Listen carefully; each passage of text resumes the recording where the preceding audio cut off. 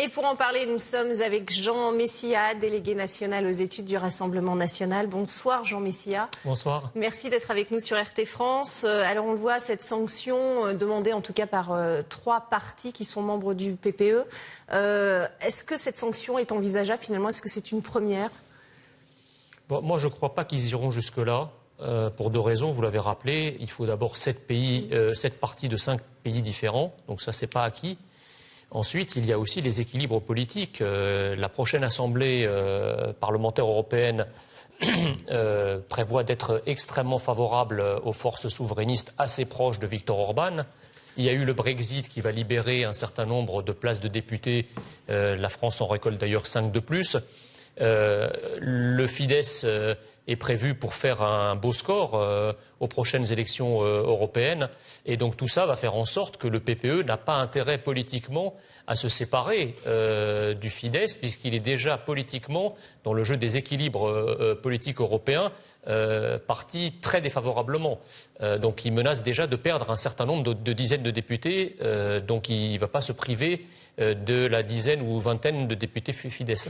C'est quoi? C'est un coup politique, en tout cas, pour taper du poing sur la table de la part de la Commission européenne, qui, on le sait en ce moment, mène une campagne assez virulente contre les anti-européens, en tout cas.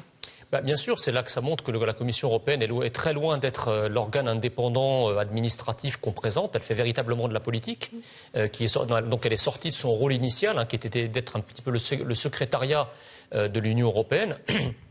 Et sur le fond, évidemment, on voit bien, si vous voulez, qu'il y a une dynamique qui est à l'œuvre depuis en 2016, on va dire, avec l'arrivée de Trump au pouvoir, le vote du Brexit. Au sein de l'Union européenne également, il y a beaucoup de bouleversements. Des partis qui étaient inexistants arrivent, comme par exemple l'AfD, etc. L'Italie avec Salvini. Et donc, évidemment, l'ancien système qui est en train d'être battu partout est en train de ferrailler contre toutes ces forces nouvelles dont Viktor Orban est l'un des représentants. Donc on assiste là, si vous voulez, à une espèce de tension entre une force politique en gestation autour du retour des identités, du souverainisme, etc., et le monde ancien incarné par la Commission de Bruxelles, incarné par un certain nombre de représentants médiatiques et financiers qui résistent du mieux qu'ils peuvent à cette nouvelle vague. Le Rassemblement national, selon les derniers sondages, est plutôt bien placé également dans cette élection européenne. Vous pensez que le Parlement va pouvoir avoir davantage de place, laisser davantage de place en tout cas à ces partis dits populistes? On a craint même à un moment qu'il n'ait la majorité.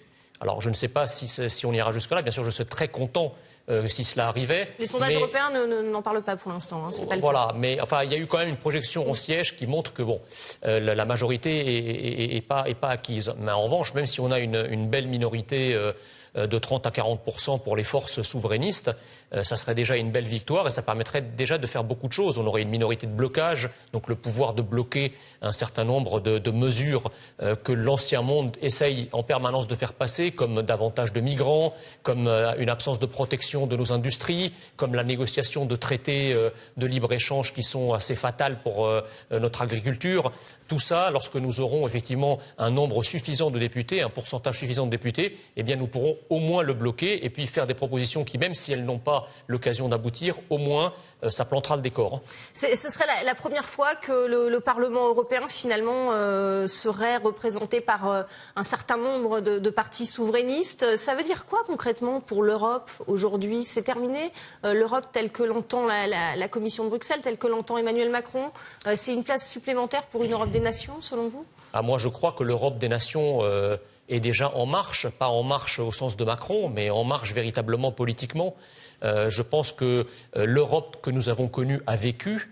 Quand on corrobore, si vous voulez, toutes les promesses de cette Union européenne avec ses résultats, on ne peut qu'être choqué du désastre que cela a provoqué. Je ne vois pas dans quel domaine l'Union européenne a renforcé les nations qu'elle prétendait renforcer. Elle les a affaiblies dans tous les domaines, et même les domaines où justement l'Europe pouvait constituer une masse critique, comme le domaine du numérique. Par exemple, les États-Unis ont Google, etc. La Chine a aussi ses messageries, la Russie également.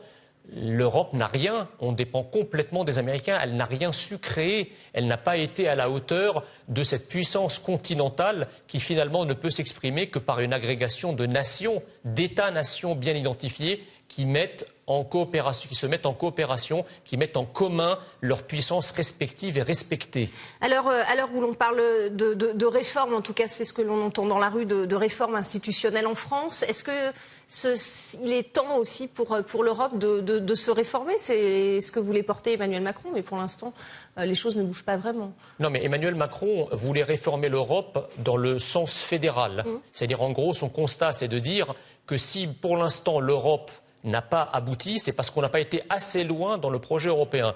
Il raisonne finalement comme n'importe quel idéologue. C'est exactement le discours qu'on entendait de la bouche des apparatchiks communistes du temps de l'URSS, qui vous expliquait que si le communisme n'avait pas obtenu les résultats qui étaient ceux prévus par Marx et Lénine, c'est parce qu'on n'avait pas été assez loin dans la logique du communisme. Et les européistes que Macron représente fonctionnent exactement de la même façon.